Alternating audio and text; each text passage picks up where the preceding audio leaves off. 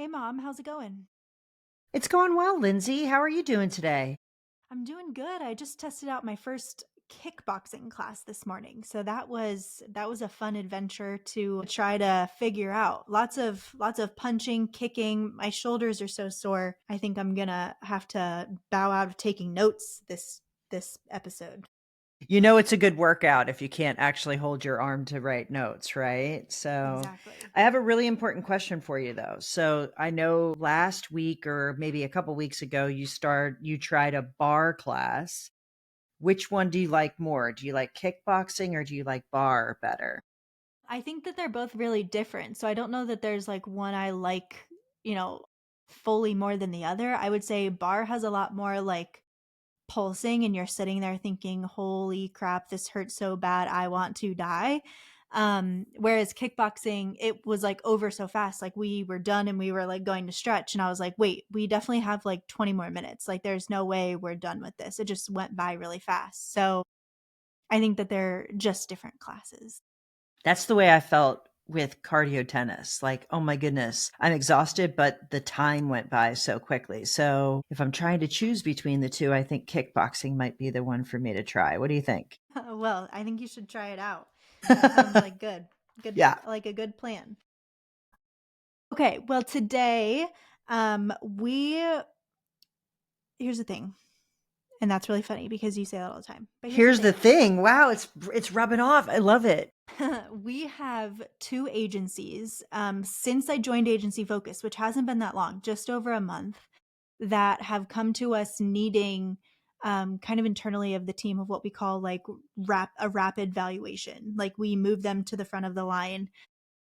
And for anyone listening to this, we don't do that often. It's really in those emergency situations because it's unfair to other agencies, but we're doing it because the agency owner has passed away and their family doesn't work in the agency and has no idea what to do. So we step in and help in those situations to help that poor family figure out through their grief, what's going on and what to do. So I think a really important topic on all agency focused staff right now is perpetuation planning and making sure at the very least you have some sort of plan put together for your family.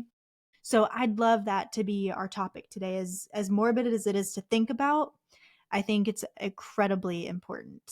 Yeah. I have to say, Lindsay, it's when I started doing this work, I thought to myself, I am going to feel like I've made an impact on the industry if and people I really care about if I can change two things. Number one, I think every single agency owner should have a written, documented perpetuation plan, even if it's not fully complete. Like you should have as much as you can get documented to protect the people that love you. I mean, and protect the people that work for you and your clients that depend on you. It's just so sad when you get that call and you know that time passing is going to cause that agency to decline in value because people get nervous. Your clients get nervous, your staff gets nervous, carriers can get nervous, referral partners can get nervous. I mean, the uncertainty creates a decline in value and it's terrible to watch. So that's the first thing. And the second thing is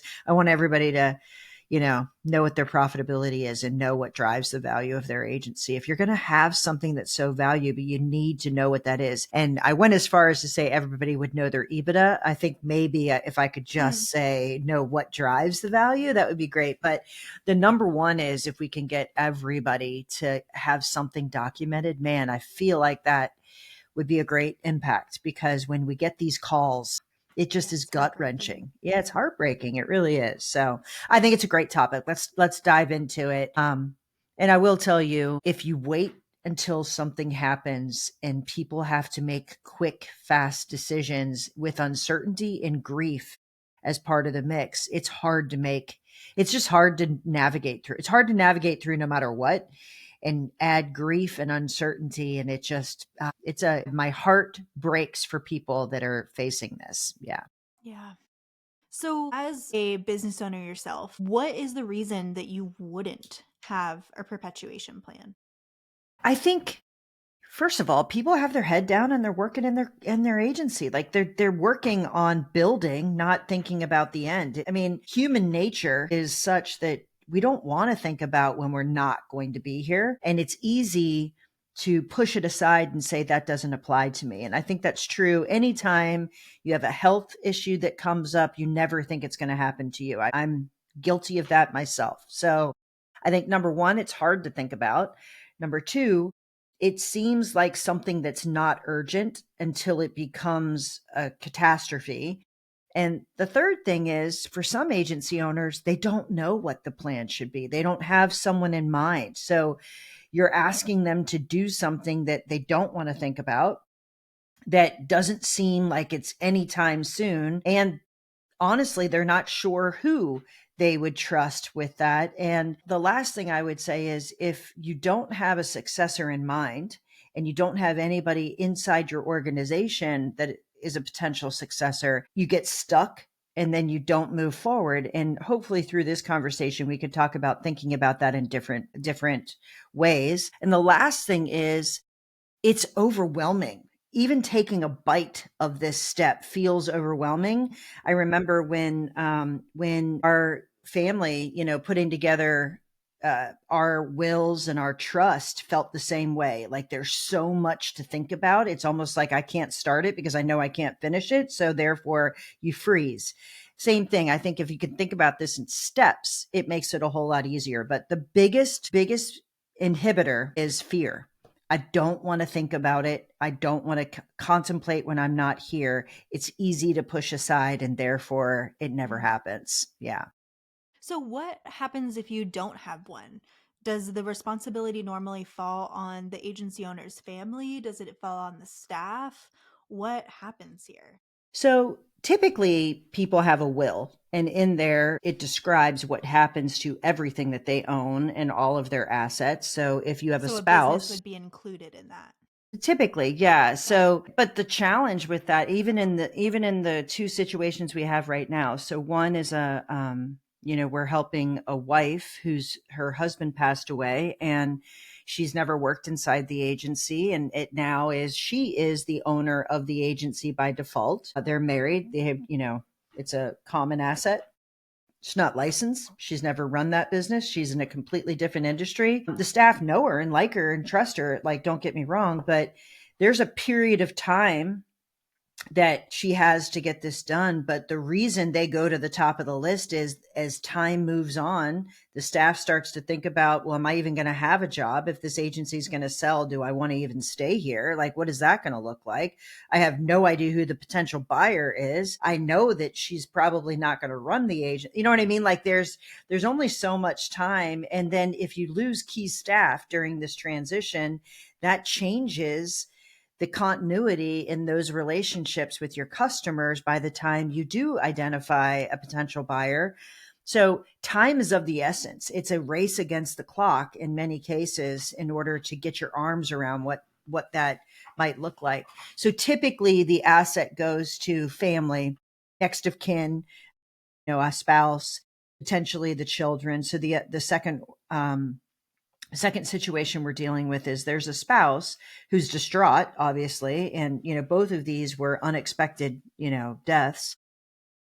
The daughters are actually engaging with us to help their mother work through the challenge. And both cases the data's not ideal. Like that, the other thing is, like, if you're not ready and you're not running your agency like you're selling it tomorrow, there's even more challenges trying to get your arms wrapped around what do we even have here. So, and anyway, but to answer your question, it typically goes to next of kin. Yes. Gotcha. Okay. So it's not the staff burden, it's actually burden on your family who's grieving the most. Oof. Yeah. Yeah. That Everybody's is grieving. Let's be real. Like, listen, everybody's if you grieving. know it, Yeah. yeah, if you know, but I get, the people closest to you that the last thing on their mind is probably trying to, work on a business. They want to work on each other and they want Hmm. to, they, Right. or nothing at all. Like they just want to focus on the fact that, they miss whoever their loved one is. Yeah. Yeah. So, all right, let's talk about what a perpetuation plan actually is. I'm a visual person, so I need to like see it in order to do it, but let's talk about that a little bit. What are things typically included in a perpetuation plan? Yeah, so that can look and feel different inside any business. And I think you should think about it in two ways. A perpetuation plan should outline what someone's should do, who should they call, how do they handle it, when do they handle it, what do they need to do based on a specific number of triggering events. So think about it this way. It should handle the emergency situation if there's a sudden loss of key people or the owner of the agency. Number one, so sudden, what do we do? Who do we call? What do we need to make happen? And also the systematic transfer of the agency when there's not a sudden event, but what's going to happen in the future. The perpetuation plan's purpose is to help this business continue to operate into perpetuity. That's what it means. So there's two different ways to look at it. What's the emergency plan and what's the systematic plan? And it should include who are the people that are involved in this transaction, whether it's urgent, the emergency plan or systematic. So who are the key people that are involved? Who are the key people that you should contact for advice? Who are the key people that are important inside this agency that are stakeholders? So all of those people should be contemplated in this perpetuation plan, either that they're communicated to, that they have first right of refusal in order to purchase the agency, or they need to be addressed in some way if there is a sudden, unforeseen life event that causes a transfer of ownership.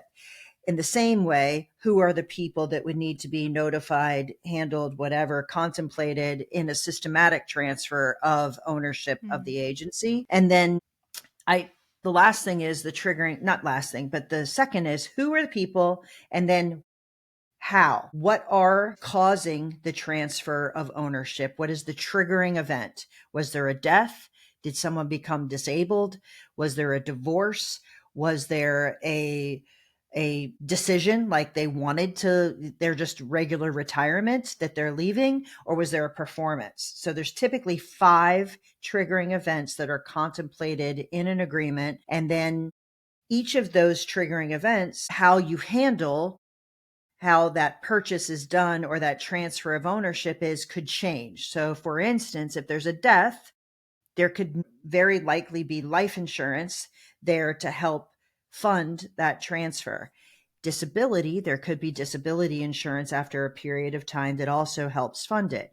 But many times there is not. So a sudden event, you can't have a plan in place that actually impedes the ability of that agency to continue to operating from a financial standpoint if it's going to be paid out the same way as if there's a sudden death and there's life insurance. So you say who, you say what the triggering events are, and then you talk about how that transfer could happen. And um, it has to cash flow. It has to be able to be implemented appropriately.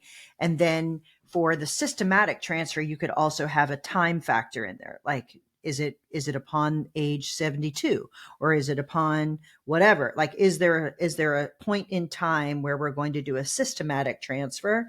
But those are the key components of what you would put in there. And some of them I touched on, like, are there funding opportunities for each of these triggering events? And then what are the tax implications for each of these triggering events? So you can hear, you asked me a very simple question, and I then gave you a lot of things to think about, and it becomes very overwhelming. So I would give advice to someone to say, whatever you know, jot it down. Whatever the things are that are unknown, start to discern what you might do in each of those situations and start taking bites at the apple rather than thinking about it all at once. Does that make Hmm. sense? Yeah. Yeah.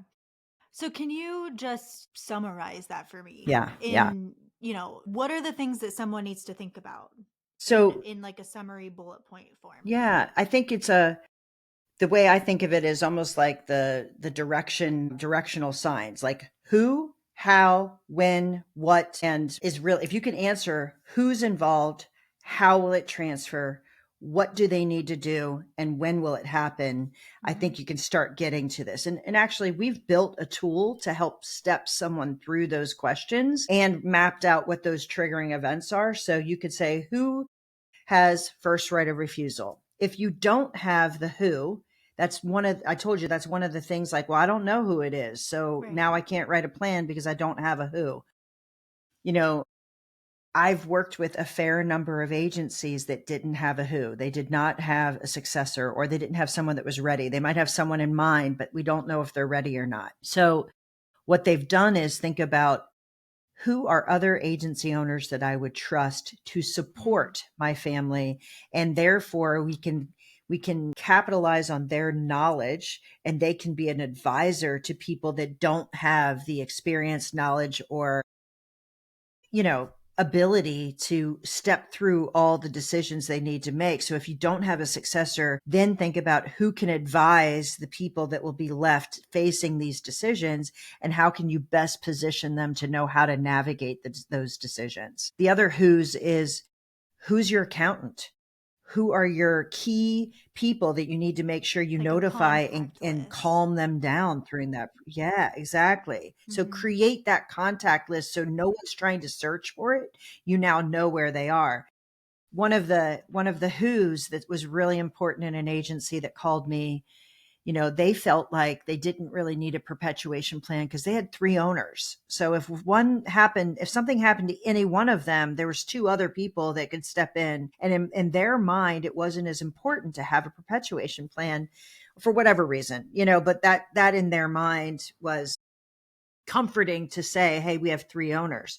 Well, the owner that passed away was the one that handled all of their payroll, and the other two didn't know how to log into that system and make that Oh, wow. happen, didn't know how to do any of the commission reconciliation. They didn't do any operational work. That was his role completely. And it was devastating for many reasons, but just basic blocking and tackling, they weren't sure how to do because they hadn't cross trained each other, and they honestly didn't even know the logins. Like that's what I mean. So write down who all the people are, write down all your bank account informations. What are the websites for your carriers and who are the logins? Like, what are all your passwords? What are your systems? Because if your spouse has not been inside your business and they have absolutely no idea what systems you use, they're going to take a while to get their arms around what's happening here. Mhm. So Yeah. make the contact list. And if you can identify someone to help your family through the decisions they're going to have to face, and it's someone you trust, put that in place in advance. We did this for an agency that was part of a network, and they identified a reciprocal agreement between agency owners that said, if something happens to me and my family has to navigate this, I trust you to do it, all the way down to, we'll pay you a fee in order to help my agency for the period of time to get my agency ready to sell. And in one instance, it was, you have first right of refusal. And if you choose not to buy the agency, we'll pay you a fee to help navigate it and help for an external sale. Like, there's a lot of different ways to think about it. So in many ways, don't think about it if you don't have the successor identified, or you don't know who the agency is that you want to sell to, that's fine. But do you trust someone to help your family navigate that decision? Might be an easier question to ask yourself. And they might be thrilled when you reach out to them to say, hey, man, I'll do that for you too. Like, we'll actually help each other. The Yeah. other thing I'll tell you, Linz, is that person that you would trust might not be in the business 5 years from now. Like, if you're both contemplating it, one might retire before the other. You have to look at a perpetuation plan as a living, breathing document. So you might revisit it every single year, like January 1st, pull out your perpetuation plan. Who are the people listed? Did anybody change? You can't think about it as a one and done. You have to think about it as, it's a living, breathing document that I'm going to update on a regular basis until the end of time. Right. So Totally. yeah, I hopefully think a that's helpful. network is probably a really good place to start, but I imagine as a spouse, I don't I think the idea from outside the industry of a network is probably really weird. Like, I think about my fiance Patrick, his work. I would have no clue. I mean, he doesn't own the business, but I would have no idea who to reach out to, or this random group that he's a member of. Like, I would have no idea where to go. But I think your network should definitely be on your contract list, Yeah, of or your, course. sorry, not contract list, your contact list of people to reach out to, probably near the top, because not only, if you actually don't have a plan, can most networks help your agency run for a while, but they're going to know plenty of agency owners who are looking to acquire that would do that transaction quickly in your area.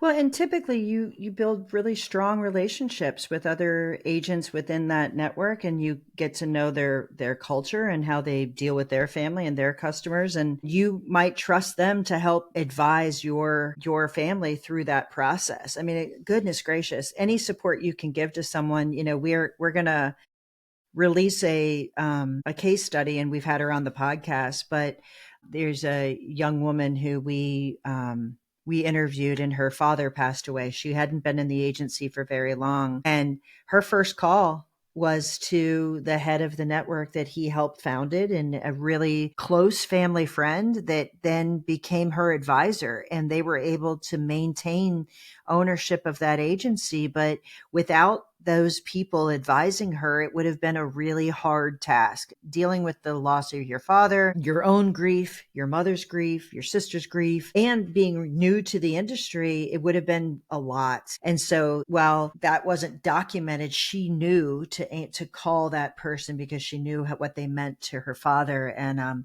what a gift that was. What an incredible gift. So if you can document that for someone, maybe they're a private person, they don't talk about their work as much, and they wouldn't know who those people are, but document it, let them know. Absolutely. What a game changer that can be in that process, right? Because otherwise she might have just said, this is too much, I need to sell the agency. And in her case, she's flourishing. Like it's been, what a gift. So Yeah. And she'll actually be in our case study that's coming out on Wednesday this week. yeah, So yeah, good timing for this podcast. yeah, So as we wrap up here, I think, we talked about what an ideal perpetuation plan might be. But for someone who is kind of at that freeze stage, what's the bare minimum yeah. that you recommend? Just Google Doc, write it down, save it as, open this if something goes wrong. So honestly, I told you this is like a passion project for me. I would love, love, love for everyone to have this. So we actually have a free tool that steps you through the questions that you can start writing your plan out and thinking through the things that you need to think about. So at a minimum, download it, write it down, and then talk to a lawyer, because your perpetuation plan can look like the operating agreement of your agency. It could look like a buy-sell agreement with someone that you've identified. It can look, the actual contract or document can look different based on where you are in your process, but it steps you through what list should you make? Like, what are the things that you should put together? What are the things who are the people and names you should identify? What are the triggering events, and what are the things that you should think about? I think at a minimum, start with that resource and start there, and then talk to people about it. Surround yourself with someone that can talk to you about what kind of price are you going to put on each of these triggering events. If it's an internal, how are you going to contemplate that? The agency I just told you about that had 3 agency owners, they used to joke with me and say, hey, at some point we need to get our valuation done, or at some point we need to do that. And I would laugh that every time I saw them at an event, they would, joke about it, but they never did it. Well, the challenge was the agency owner's wife of the one that passed away. They faced, is she going to trust the valuation for the agency that Now, we come up with at this point? So get a valuation done of your agency before it's an emergency. Like, it's another reason. It can help inform how much life insurance you should have in the event of death. It can help you step through this process. But for them, luckily, she knew enough about the association that I worked at the time, which is how I met them, and felt comfortable that they suggested someone that she had heard the name of before. But had that not happened, I mean, they were starting at ground zero in trying to navigate this. So, please, there's resources out there. Don't let it go. take a bite of the apple and then think about, how can I make it better every single year? How can I make sure that at least someone's not scrounging around and trying to figure out where to start? Give them as much information to start with as possible, even if you don't have all the answers. That's what I would say. Well, I think that I'm probably joining on to this passion project, and hopefully more agencies will be creating their perpetuation plan this year, because this is an incredibly important topic. And it's not even just creating one, it's reviewing it on almost an annual basis to make sure it's still up to date and accurate. Yeah. I got to tell you, if we could minimize the number of people that call us with this level of urgency, I feel like we're helping people significantly, and not just the people that are calling us, but their clients, their staff. They're having a perpetuation plan puts people at ease. They have a path forward. We're not shooting in the dark. It's not going to be an indefinite amount of time. It's still a very, very difficult time, but at least you know someone has a pathway. And that can be comforting to many people that are a part of this process. So yeah, we've barely scratched the surface. And I will put a disclaimer here. We're not lawyers. Once you have this documented, you take it to a lawyer and get it documented and get it in the right agreements that make the most sense. But I can't think of something more important that you should do as a business owner to protect the people you love.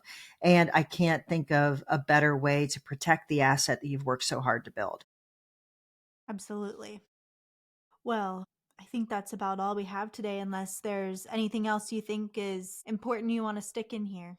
No, I just think, why don't we in the show notes put the link to the free, it's free. Like, it's 100% free. You can download it. You can start contemplating and thinking about this for your own agency.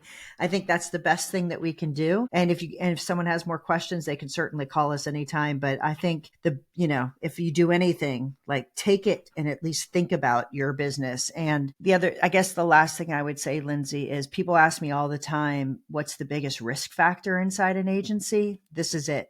Not having a plan is the fastest way an agency sells at a discount. So please, please, please don't let that happen to you. Yes. Well, we hope all of you guys have an amazing rest of your Tuesday if you're listening on the day this drops, and we'll see you next time. All right.